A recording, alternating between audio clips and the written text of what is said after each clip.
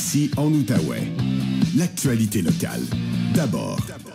Au 104.7 Outaouais. Jusqu'à 13h, vous écoutez LP le midi.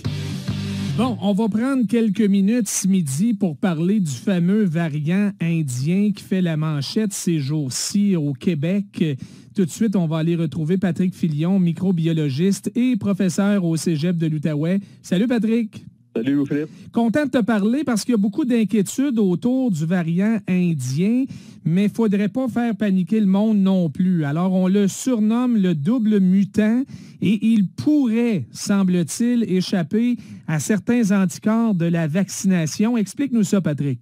Oui, si tu me permets, je vais faire un petit rappel microbiologique de la chose. Donc, le virus utilise une protéine S, la protéine Spike, à sa surface comme une clé. Et cette clé-là lui permet d'entrer dans notre cellule. Mais pour avoir une clé, ça prend une serrure. Puis la serrure, nous, c'est la protéine ACE2, ACE2, qui est sur nos cellules. Donc, le virus original, sa clé, elle fit dans la serrure, mais c'est pas parfait. Et là, ce qu'on voit avec le variant indien, c'est que sa clé, on dirait qu'elle est un petit peu plus peaufinée.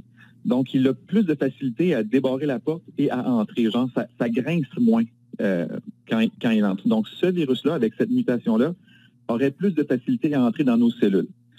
Là, on dit que c'est un double mutant. Il ne faut pas que les gens paniquent. C'est pas parce que c'est un double mutant que c'est 2 fois pire, 2 fois plus dangereux. C'est que l'autre mutation, selon on l'appelle E484Q, j'aime bien les noms qu'ils donnent. Ben oui. Cette deuxième mutation-là, dans la protéine Spike aussi, ferait en sorte que les anticorps qu'on a produits, soit lors d'une infection préalable ou de la vaccination, ferait en sorte que la protéine Spike pourrait être moins bien reconnue par les anticorps qu'on a produits. Mais là, il faut comprendre quelque chose aussi, c'est que, imaginez une clé, là, regardez une clé que vous avez à la maison, là. Donc, il y a plusieurs dents sur votre clé, et là, c'est une de ces dents-là qui a changé. Donc, il y aurait certains anticorps qui reconnaissaient cette dent-là, ne la reconnaîtront plus, mais on a d'autres anticorps qui reconnaissent d'autres parties de la clé. Oui, donc c'est pas complètement une nouvelle clé non plus, là. C'est ça. Fait que faut pas se dire que là, on retombe à zéro et tout. Donc, peut-être qu'il y aurait une moins grande reconnaissance. Donc, ça se pourrait, par exemple, que quelqu'un qui a déjà été infecté ou vacciné puisse être infecté par ce virus-là, mais ça ne veut pas dire que vous allez avoir des symptômes, ça ne veut pas dire que vous allez être gravement malade. Fait que ça se pourrait que vous ayez des petits symptômes. Moi, si ça fait en sorte que, supposons que j'ai été vacciné et que je suis infecté par ce virus-là, puis j'ai des petits symptômes de rhume, mais que je ne suis pas hospitalisé, que je ne suis pas gravement malade, je veux dire, c'est plate, on ne le souhaite pas, mais ce n'est pas nécessairement une catastrophe. Oui, mais ça, c'est pas unique au variant indien. Là, on nous a toujours dit que même vacciné, on peut quand même attraper la COVID-19, là, peu importe le variant, et qu'on a quand même une certaine charge virale, mais moins forte. Je me trompe-tu? Non, tu ne te trompes pas. En fait, ça va varier d'une personne à l'autre aussi. Il y a des gens qui vont neutraliser le virus avec une super grande efficacité puis n'en produiront pas, et n'auront pas de symptômes. D'autres vont être plus affectés. Donc, ça, effectivement, c'est pas un phénomène qui est nouveau. On le voyait avec les variants sud-africains, le variant brésilien. Donc, c'est pas quelque chose là, qui est nouveau. Puis encore là, on a un variant indien cette semaine, dans 3 semaines, puis ça, je l'ai déjà dit, je pense, en décembre dernier. Il va peut-être avoir un variant canadien, un variant américain, un variant néo-zélandais. Tu sais, il va en avoir d'autres variants parce que ce virus-là, ou ce type de virus-là, a un génome fragile. Donc, il y a des mutations qui vont arriver dedans. Il y a des mutations qui vont rien changer, des mutations qui vont peut-être aggraver un petit peu la transmissibilité, comme on le voit. Donc, c'est un phénomène normal. Donc, il ne faut pas non plus se dire là, qu'on ne sortira jamais de ça. On va finir par développer une immunité. Il y a des vaccins qui vont devenir de plus en plus performants aussi. Donc, c'est ça. Mais mettons qu'on le compare au variant britannique, là, qui frappe quand même assez fort dans la région, un peu partout au Québec, là, plus virulent que la COVID-19 originale et plus contagieux également. Si on compare ça au variant indien, est-ce qu'il est plus virulent lui aussi? À quel point il est plus contagieux que le virus britannique? Est-ce qu'on a déjà assez de données pour en parler? C'est encore assez préliminaire, mais si on regarde ce qui se passe en Inde, disons dans les régions où il y a eu le plus de cas, le variant britannique demeure encore, on va dire, plus important. Donc, je ne dis pas que le variant indien ne va pas le supplanter éventuellement, mais pour l'instant, on voit que présentement, là, en Inde, il y a beaucoup de cas, ça se propage beaucoup plus, mais c'est le variant britannique qui est encore plus dominant. Donc, pour l'instant, il n'est pas pire ou plus transmissible que le variant britannique. Mais encore une fois, comme je te dis, c'est des données préliminaires. Mais ce que l'on voit sur le terrain en Inde, ça ne semble pas indiquer là, que c'est justement comme le variant britannique là, qui finit par, comme même ici au Québec, là, éventuellement, le variant britannique, c'est lui qui va être le plus présent. Oui, puis en Outaouais, il l'est déjà, de ce qu'on comprend. Oui. En Inde, le taux de vaccination est moins élevé qu'ici, là, si je ne me trompe pas. Oui, je veux dire, tu parles d'une population, je pense, de 1,3 milliard. Là. Ça fait du monde à vacciner. Fait que oui, puis on s'entend que c'est compacté un sur l'autre pas mal. Là. C'est pas la même densité ça. En Inde qu'au Québec. Là. Ah non, ça se compare même pas. Fait qu'en nombre absolu, ils ont peut-être vacciné plus de gens que nous, mais en termes de pourcentage de population, c'est peut-être moindre. Donc, c'est un défi majeur qu'ils ont à relever là-bas. Donc, c'est ça, il faut que les efforts continuent de leur côté. En fait, les efforts de vaccination doivent continuer partout, parce qu'on le voit, là. Même si nous, on vaccine très rapidement, si on ne vaccine pas partout à travers le monde, il y a des variants qui peuvent apparaître, puis ces variants-là peuvent recommencer à circuler. Donc, là, ce qui inquiète pas mal de monde, c'est que le Canada n'empêche pas les vols en provenance de l'Inde, contrairement à d'autres pays qui ont décidé, zip, on ferme ça.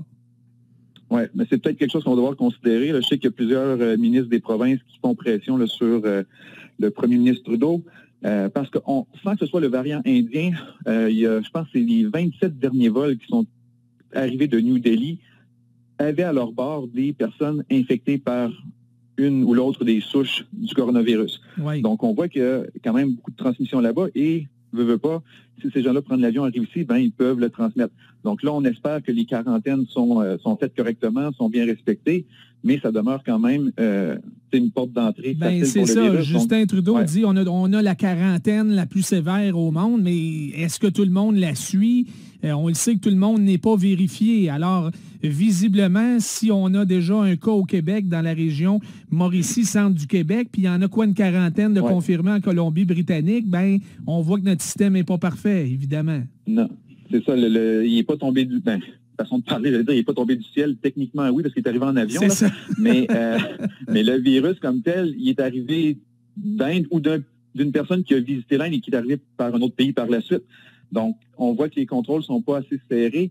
La vérification n'est peut-être pas parfaite. Donc, si on veut vraiment éviter le pire et éviter justement qu'il y ait une grande quantité de personnes infectées qui entrent au pays, il faut resserrer ces mesures-là, autant par avion que terrestre aussi, parce que quelqu'un pourrait aller aux États-Unis puis par la suite traverser la frontière en voiture.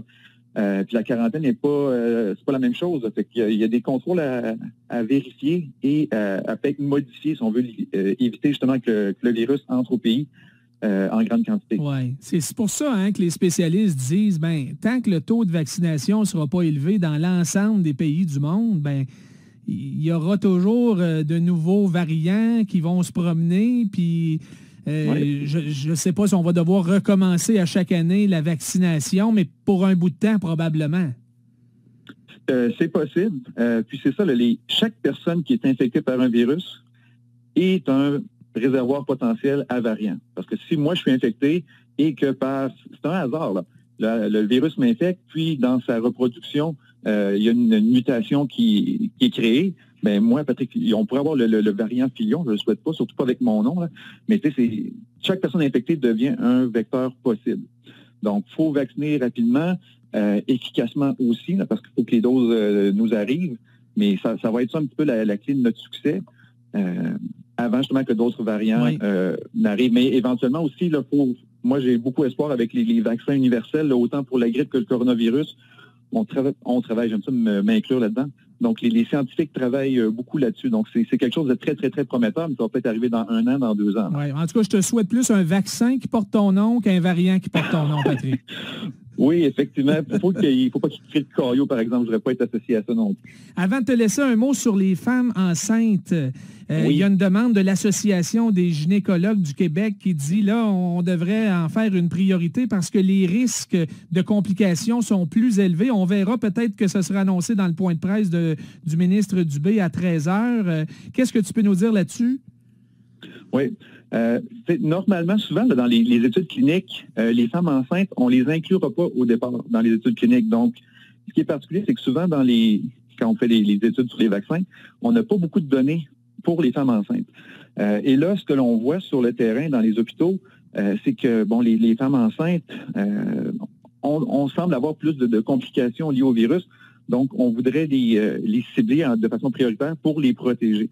Donc, moi, je pourrais dire que c'est délicat dans un sens parce que il y a peu de données préalables pour les femmes enceintes, mais en même temps, on voit que ces femmes-là sont plus affectées par le virus.